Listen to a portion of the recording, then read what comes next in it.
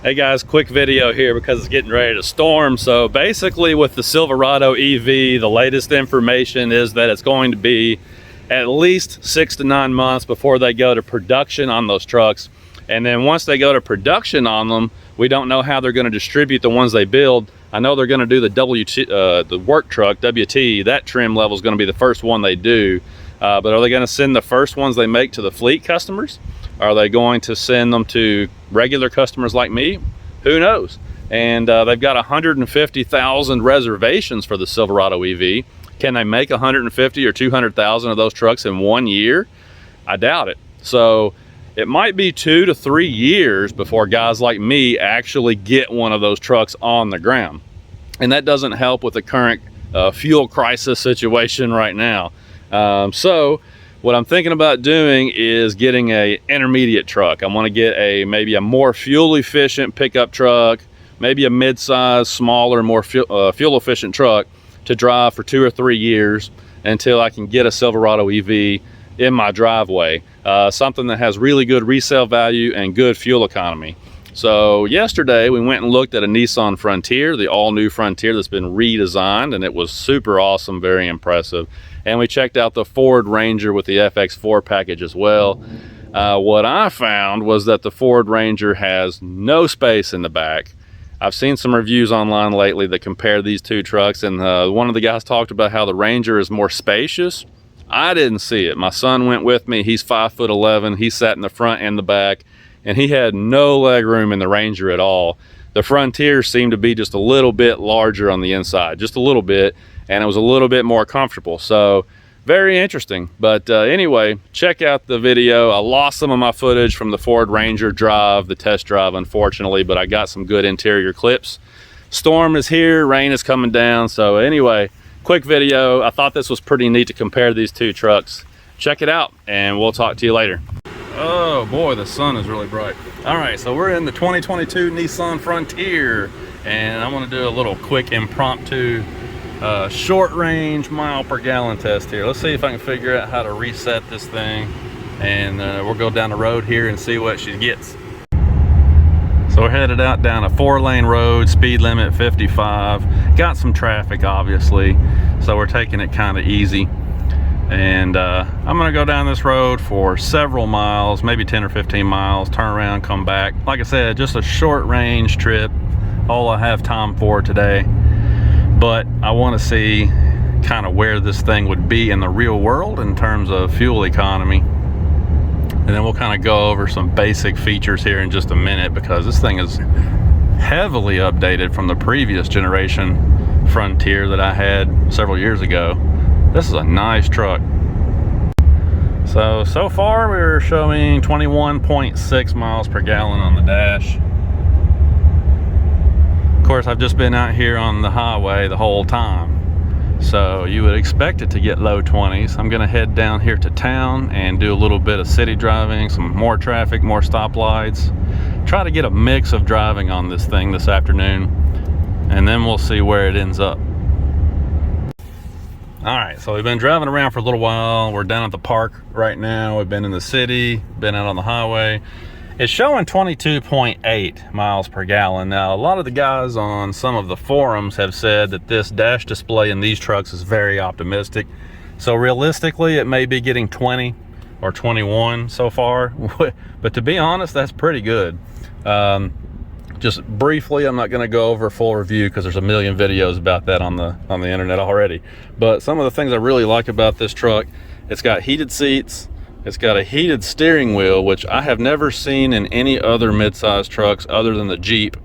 I think the Chevy Colorado has some trim levels that have a heated steering wheel, but mainly this is something you'll just see on Jeeps and Rams. So the heated seats, heated steering wheel, I love those features in the wintertime. Super awesome. It's got parking sensors to help you make sure that you're not going to run into something when you're backing up. It's got a really nice dual zone automatic climate control, which is nice. Big display, Android Auto, Apple CarPlay is on here. So I mean, the way this truck is laid out and the features, really nice. Now, one of my big complaints with a lot of compact trucks, mid-size trucks, is how they use the space here in the console. The Jeep Gladiator is terrible. The Ford Ranger is terrible. Nissan's really done a good job with using the small amount of available space that they've got. You've got a huge cubby up here, which will fit my Samsung S21 just fine. You've got another cubby back here that'll also fit a cell phone. You still have 2 cup holders that are out here where you can get to them easier instead of being back here where they hit the lid for the console. You still got a nice console shifter. Got grab handles over here. There's USB ports. So this is a really nice layout. I think this is probably the best console that I've ever seen in a mid-size truck. I really like this. And you still have a power port down in your big bin there.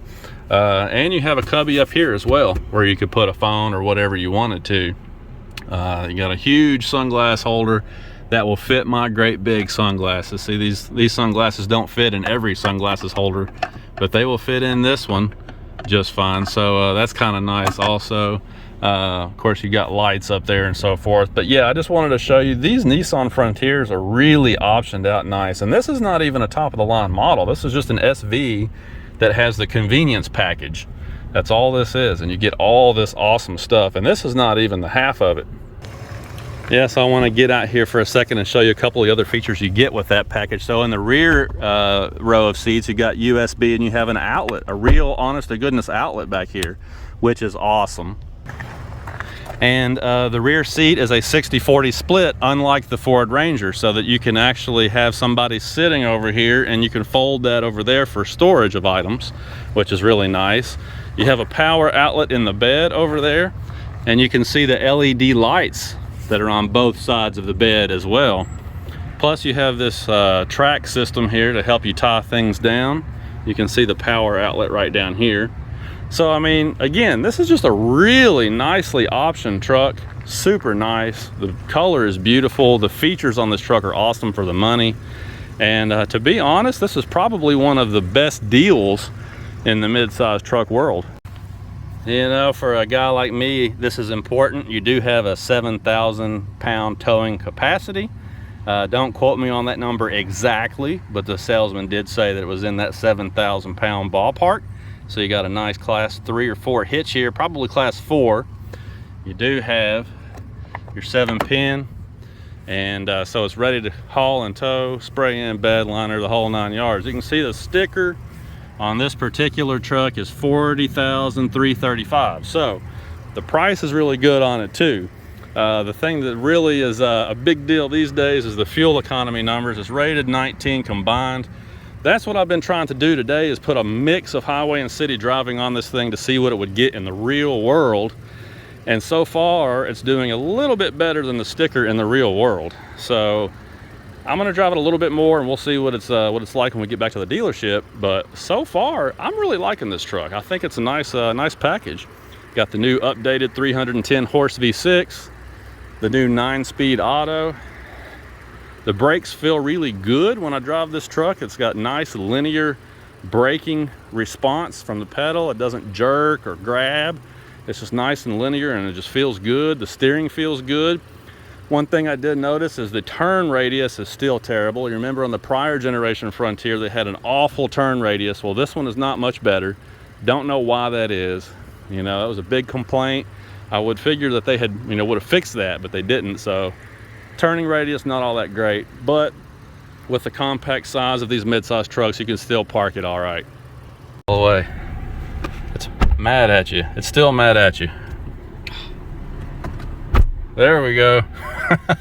That's dropped down to 21.6 while we're sitting here idling. It's 91 degrees today, so we got the AC on. We're taking advantage of this automatic climate control. We're gonna put the belts back on and head back to the dealership. Sorry, I had my finger down in the way of the camera there again. I've been doing that a lot here lately. But anyway, we're gonna head back and, oh, one more thing that I didn't show you, the screen. This screen looks really nice. It's also been updated heavily, obviously. And one thing I really want to show you here is the reverse camera. You can kind of see how you got those lines on there, and you've got the hitch, the little blue lines there help you line the hitch up. The resolution is a lot better than it used to be, so that's pretty nice as well. All right, we made it back to the dealership, did a little bit more driving around town, and it fell to 20.4 miles per gallon. So if it's truly optimistic, then you're probably looking at 18, 19 miles per gallon is probably about what this truck would average, you know, in a mix of city and highway driving. But yeah, I really like this truck. I mean, it's got, like I said, some awesome features, and they've really done a good job of updating this truck. One thing I did notice, a couple of the complaints I've seen on the forums are true. There is a lot of wind noise coming in from around the windshield. I don't know what's up with that. Somebody said their dealership found that the windshield had been installed improperly, so they had to reseal it or something. But I did notice that on this truck. It does have a lot of wind noise at 55 or 60 miles an hour. I can only imagine that on the interstate it would be worse. So that is an issue, but that's the only issue that I've noticed on our short time with this truck today. Let's see if we can get in here and look at the payload sticker. Hopefully this is showing what I'm seeing here. 1,160, so 1,160 pounds of payload capacity. That's a little bit lower than some of the other mid-size trucks out there in the segment, especially the Ford Ranger. But I don't know, I guess it is what it is, huh? I almost forgot, here's one more feature that I previously have only seen on Jeeps. It has proximity entry, so you can leave the key in your pocket and just walk up to it and lock it or unlock it with the button. That's super awesome. So I'm sitting in the Ford Ranger now. The interesting thing about this Ranger is it's a lot tighter in here, especially in the back seat. There's like no room. That Nissan Frontier has a lot more leg room back there, but this is really tight. The console, you can see what I'm talking about here, where the cup holders are back here. Now, at least on the Ford, they cut out the lid so you can get your drink in and out. Jeep needs to do that, but overall, the console needs to be designed better. There's just not very, you know, they got one cubby up here and it's way down there. We drove this one on a very similar route, and it's showing 20.4 miles per gallon, pretty much identical to the Frontier, which is pretty interesting because this truck is rated 2 miles per gallon higher by the EPA, but in the real world it seems to be almost identical. You don't have the nice looking controls down here. It does have automatic climate control, but you don't have the nice layout like you have on the Nissan. The touchscreen is responsive, but it's not as user friendly as the Nissan. So, I mean, the Ranger rides really well. It has a great ride quality, and it's got some cool features, but I just don't really think I'll like it as well. You also don't have push button start. You have the key that you have to flip open to use to start it. Not a big deal, but it's just one of those things, you know. The price on this truck is identical to the price on the Nissan, and the features are about half of what you get on the Nissan truck. Payload is a lot higher though. 1,474 pounds on this truck, so gosh, over 300 pounds more payload capacity. I very seriously doubt the camera's gonna do it justice, but this race red color with the blackout package does look awesome. Man, I hope the camera picks this up well, because in the sunlight out here to the naked eye, this thing pops. It looks really good. I noticed that the bed looks a little bit deeper than the Nissan. They're both 5-foot beds, but the bed rails are a little bit taller. I think this bed's a little bit deeper, so by volume, this probably would haul a little bit more. But in the grand scheme of things, it wouldn't be a big deal. You don't have an outlet back here. So yeah, like I was saying, this one doesn't have the rails for tying things down. No power outlet back here, no lights. Again, just lacking a lot of features that the Nissan has for the exact same money. I'm kind of surprised. Now granted, this Ford Ranger is an older generation. There's a new one coming next year, but man, I thought they would step up to the plate a little bit better than this. See the bad glare. Oh my gosh. Total MSRP is exactly, well, almost exactly what it is on that Frontier. But yeah, it's a real pretty truck. I'm just kind of shocked at the lack of interior space and the lack of features for the money.